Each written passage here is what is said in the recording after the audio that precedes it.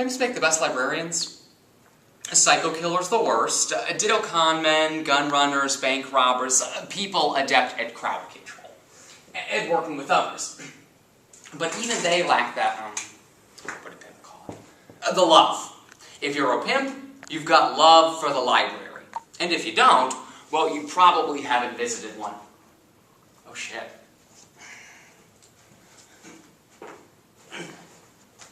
But you will either spend a little or a lot of time in prison, and you will find books you always needed but never knew existed, like that venerable hustler's tool, the rhyming dictionary.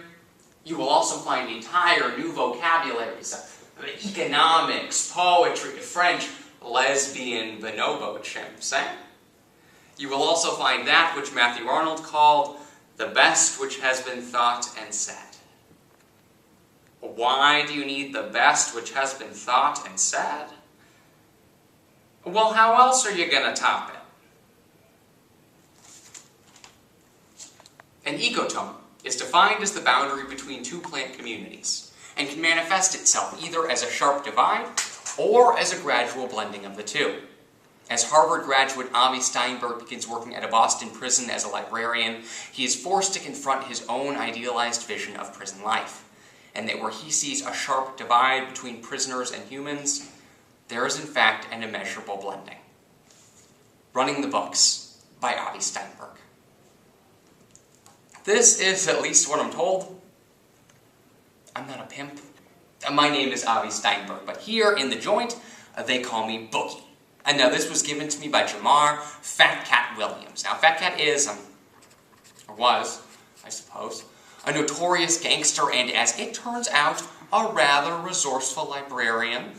At 2 bullet wounds and 30 years in jail, he is what we would call a veteran inmate. He's also my right-hand man, although it often seems the other way around.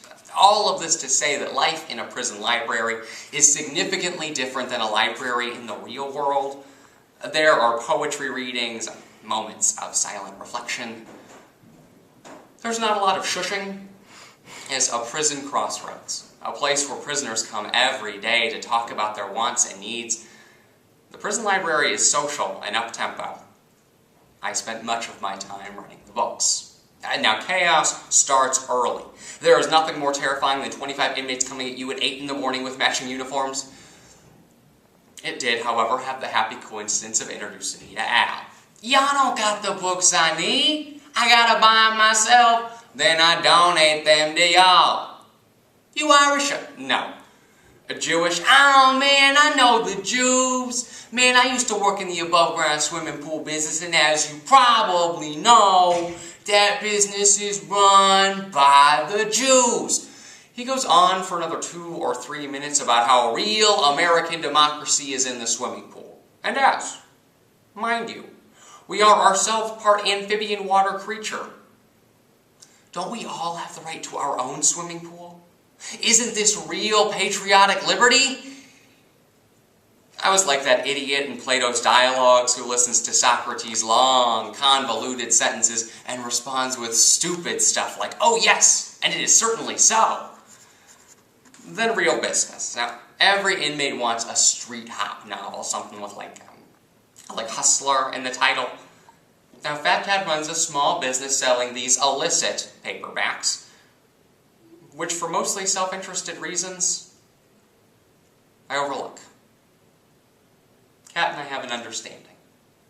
Now, it was in light of our shared reverence for paperbacks and his generally pacifist attitude that I was surprised by some news I received one day.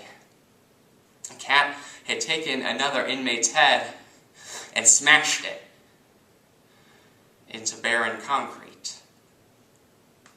And because he was in solitary for 23 hours a day, I spoke to him through a slot usually reserved for food trays. So I asked, what happened? And you know, Cat's not a small man,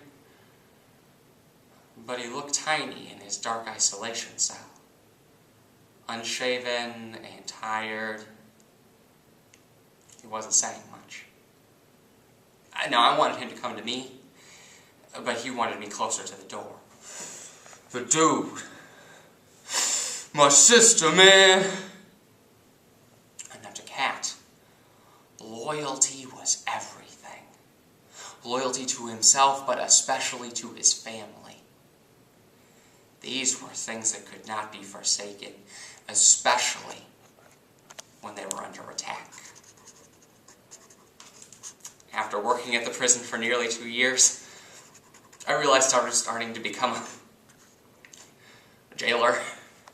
You know, I carried this key and was beginning to become infected by it. And that's how it happened. One day I'm carrying my box of books to the next shelf, and I feel the shooting pain, and it's sort of like, you know, like electricity. And then I see him, this prison inmate with a tan uniform and a bootleg prison lollipop regarding me with detached curiosity. Damn. That's a bad hit, cuz.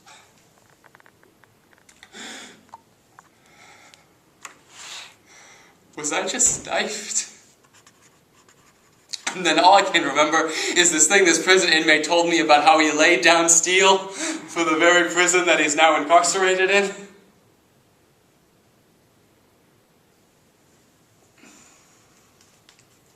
We built our own prisons, usually by accident.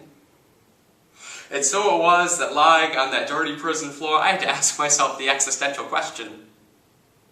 That question that gets real twisted when you think about the fact that I come here every day, unlike these people who have to be here. That question buried deep in Sylvia Plath, the jailer, right around my body. How did I get here? Asked the poet.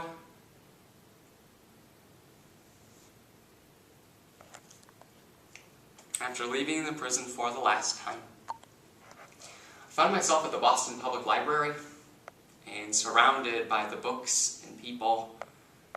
I realized that libraries in prison and out are a haven for outcasts and loners.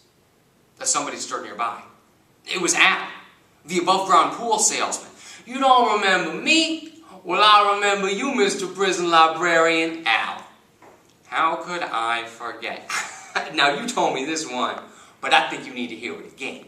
So there's this guy, right? And he buys a sack of prunes from his competitor. But as he's leaving, he sees that some of them are rotten.